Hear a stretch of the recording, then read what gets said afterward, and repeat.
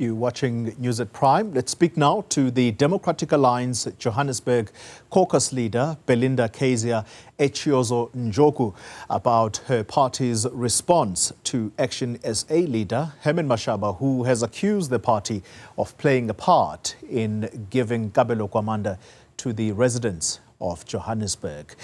Belinda, good evening to you, and thank you for your time. Let's start exactly there, because ActionSA leader Herman Mashaba says you are the last party to be giving commentary on Kabelo Gwamanda when you effectively gave him to the people of Johannesburg in the first place. How do you respond?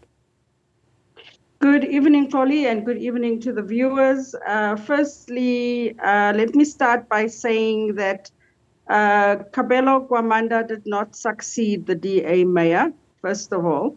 So it's impossible for the Democratic Alliance to have given the mayorship to Kabelo Gwamanda to the people of Johannesburg. And secondly, I would like to say that the Democratic Alliance also did not vote for Kabelo Gwamanda as mayor of the city of Johannesburg.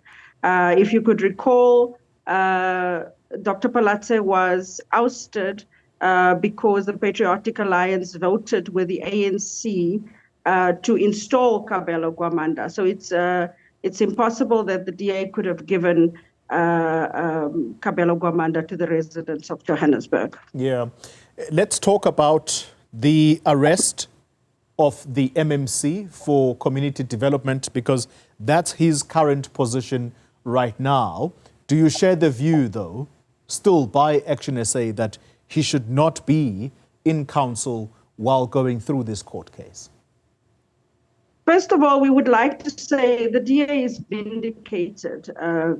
Polly, if you recall, this allegations surfaced when the former DA caucus leader, Dr. Phalatse, raised the alarm, and she was accused by both the ANC and other parties in council that it was gossip.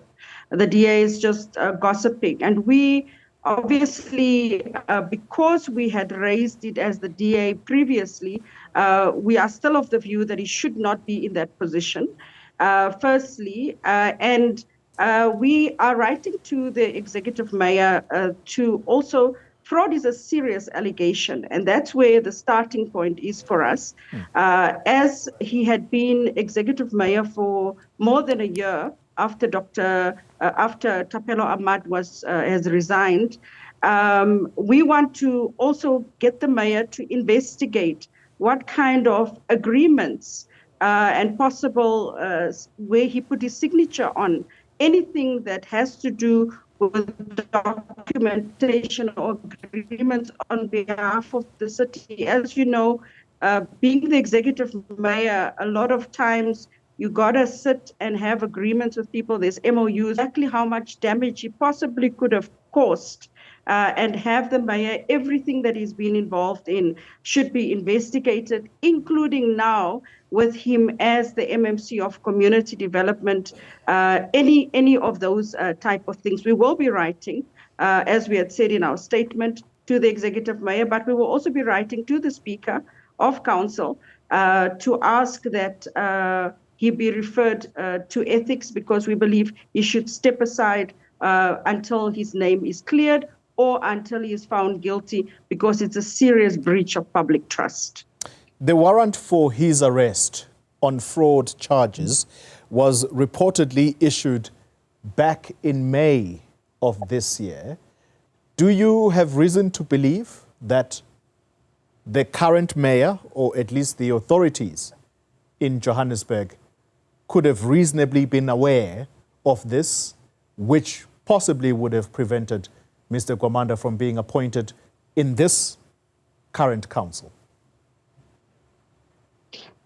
We believe that Kabelo Gwamanda was a puppet mayor for the ANC. And I wouldn't be surprised as the DA if this was used as a bargaining chip for him to toe the line, to do what the ANC wants in council.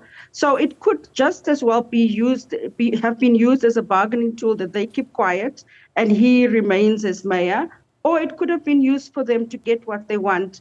It's very concerning for us that it took 5 months for this to come to light. And there is no way that the ANC can tell the residents of Johannesburg they were not aware. I'm sure that by the time the story broke in May of 2023, they would have also been had some of their community members in these different wards where these allegations came from, who could have raised these issues. So they undoubtedly, I'm sure, were aware of it, but they were shielding him, protected him, because they possibly used it. I wouldn't be surprised if they used it as a bargaining chip for him to do exactly what he's told, since he was a puppet mayor for them.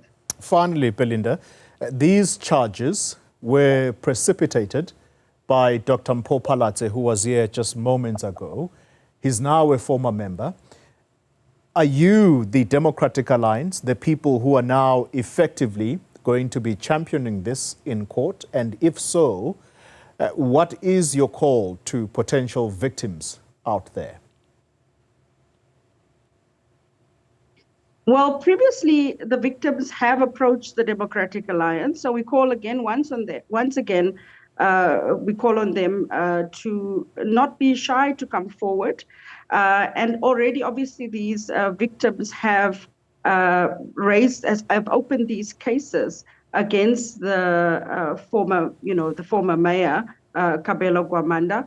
So we have championed it as the DA because Dr. Phalatse was the DA caucus leader, and we will continue to do so if anybody comes forward.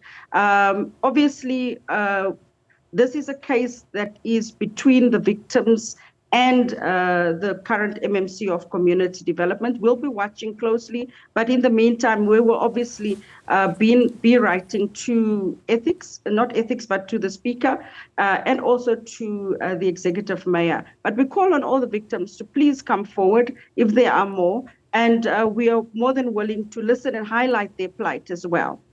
Just briefly, how much money do you believe could have been involved here? Are you aware? Unfortunately, I'm not aware of how much money has been involved, but it couldn't have been a small amount. You know that with issues like funeral policies and societies, the most vulnerable are relying on these kind of, initiatives to be able to bury their loved ones. So it can't be a small amount that people would have contributed. It must be a big amount. And that is why we have the amount of anger that we have, that the vulnerable are being treated in this manner. And we believe that the law must take its course.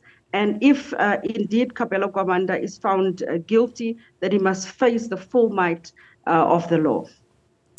Belinda Kayser-Echeozonjoku, thank you very much for your time, DA caucus leader in Johannesburg.